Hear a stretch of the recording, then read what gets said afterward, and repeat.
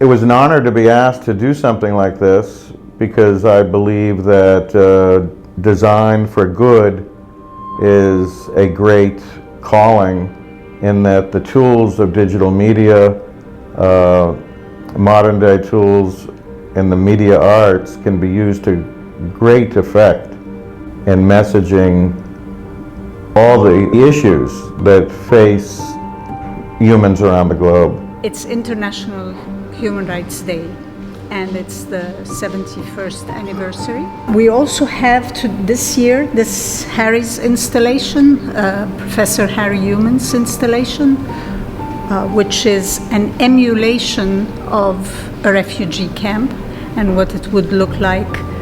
I mean, people live here in tents like that, in the snow, with little children, with whole families in a tent as big as this and sometimes smaller.